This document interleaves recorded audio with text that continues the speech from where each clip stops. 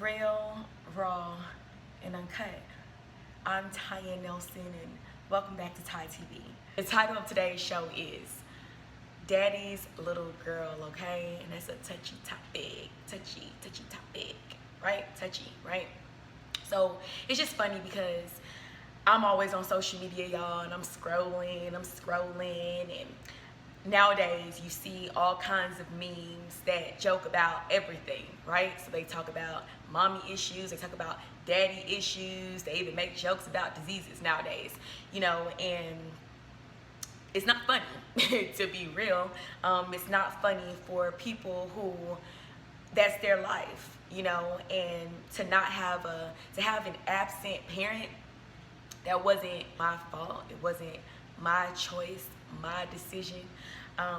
That was just placed upon me. You know what I mean? So I think it's just funny, you know. I'm always seeing like little jokes about it, and to be real, it's not funny. I come from a household that was chaotic. I was exposed to a lot of fussing and fighting and a lot of noise and chaos and moving from place to place, and you know, didn't have my own room. Everything that I owned, my clothes, everything from my panties, my bras, were hand-me-downs.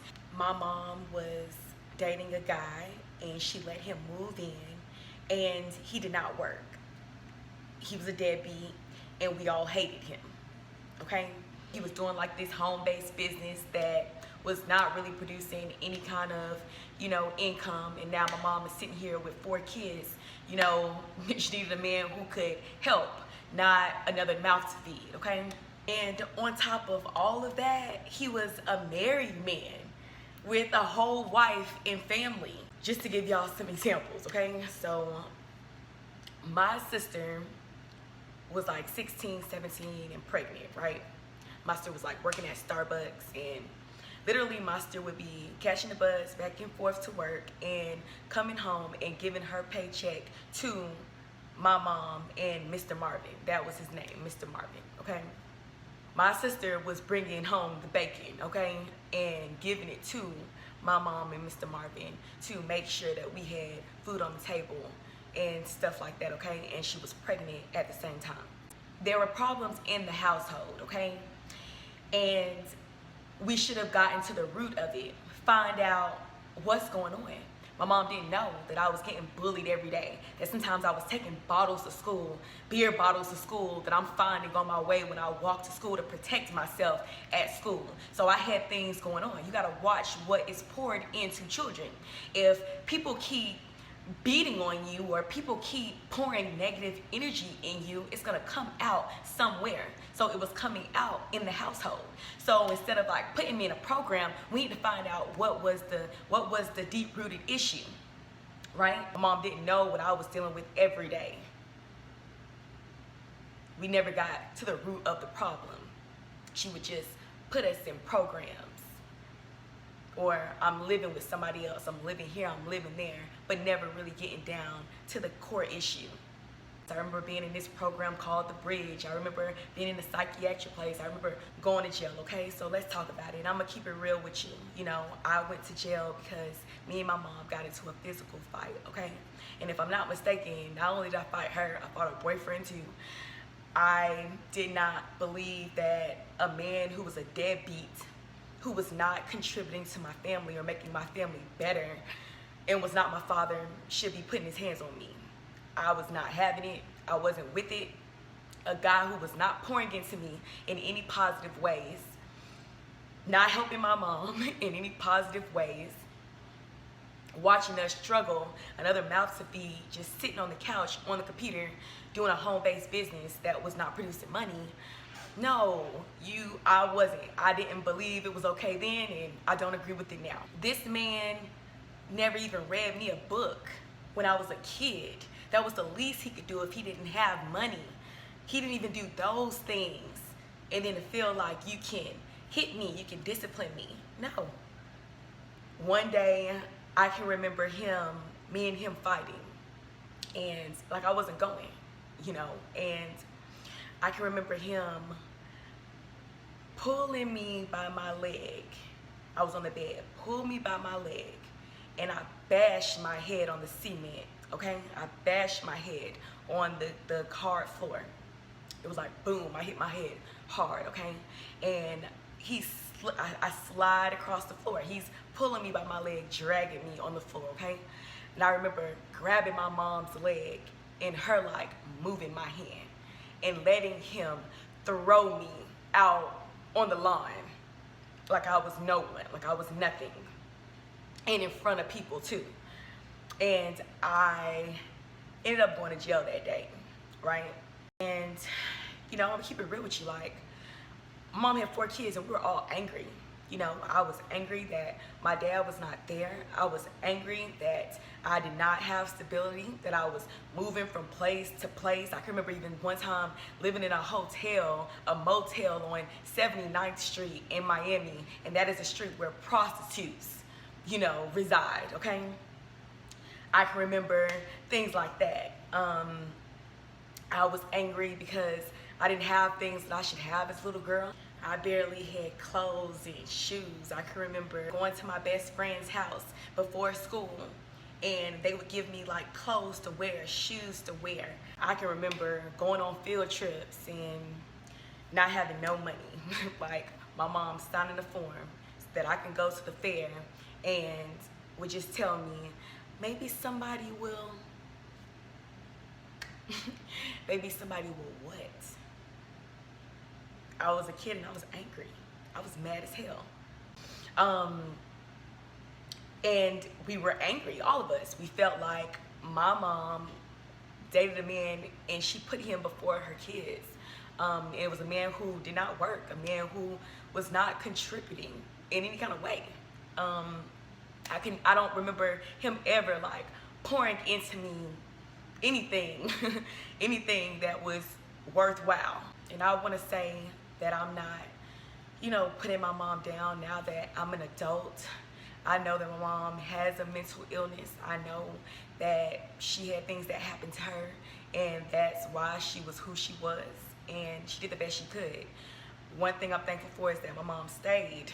My dad wasn't there, but my mom stayed and I gotta give her that, you know. She was there. Even if she wasn't all there mentally, you know, she was still physically there, she was there. And one thing that's negative about my dad not being there as well is he just created like a generation of just dysfunction. When my little sister met me that day, years later, I find out that she went home and she told my brothers, hey, like, we got a little sister, y'all. And my dad overheard her telling them that and was like, stop lying. No, y'all don't. And she got in trouble basically for telling them that she had met me and that, you know, y'all have a little sister, okay? My senior year in high school, this is when MySpace was out. And you know what? Shout out to MySpace, okay? Because that is how I found my siblings on my dad's side, through MySpace, okay? I found one of them and then they were each other's top friends on MySpace. So then I see all of them and I'm like, ah, you know, like, oh my God, you know?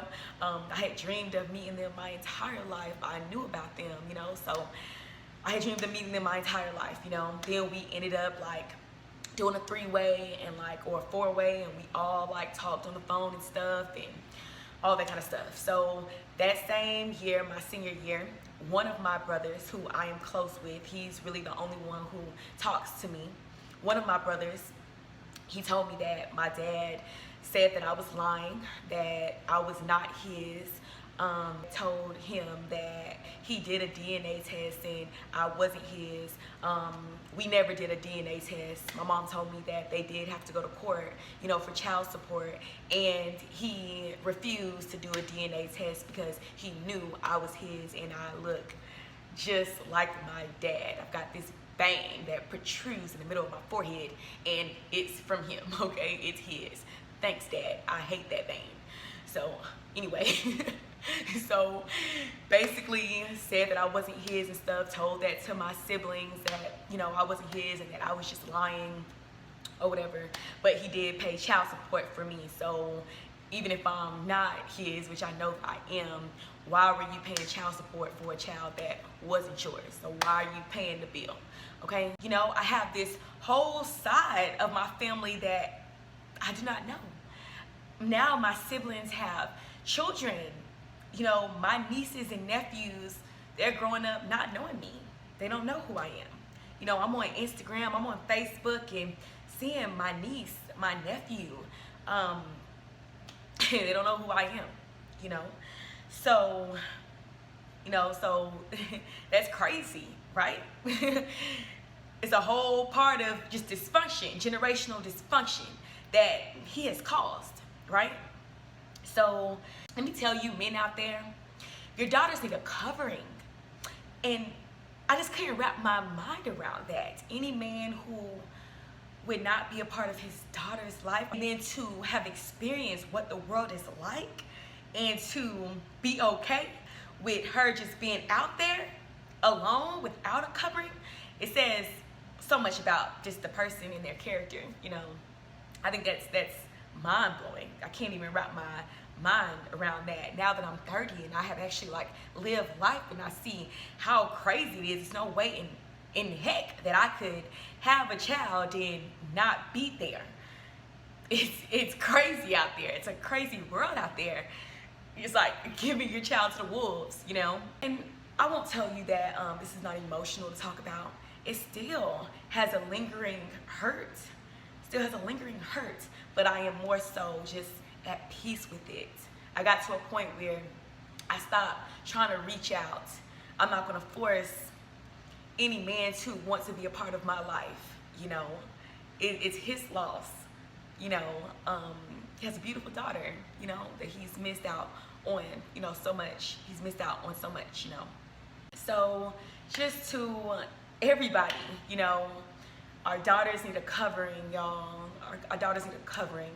And any little girl, your dad is not there, I just want you to know that you're beautiful, you know. And everybody has a story. Nothing happens like it's not supposed to. This is how it was supposed to play out. What all God knew was my mom had something in her, my dad had something in him that was gonna make me exactly who he wanted and needed me to be. You know, so I'm thankful for my dad. I'm thankful. I have some great things, you know, that's genetic, and it comes from my dad and my dad's side of the family. You know what I mean? So I can't hate my dad. And if the bad things didn't happen to me, the things that has happened to me that was hurtful, if those things didn't happen, then I just wouldn't have this fire in me. I wouldn't be so ambitious. I wouldn't be so determined, you know. So I'm thankful. Learn to embrace the negative things that has happened to you, okay? Learn to embrace it. Every bad thing that has happened to me, I have turned that thing around and gained something positive out of it. My dad not being there made me want to just be the best woman that I can be. Made me want to be great. I just say keep God first, y'all. Keep God first, keep God close. And be at peace with things being how they are. And just use that negativity and make it positive, and just be the best version of yourself that you can possibly be, you know. And they're gonna regret it, you know, later on in their journey, you know. So that's all I have to say for today's show. I hope this blessed someone. I hope this helps somebody, you know.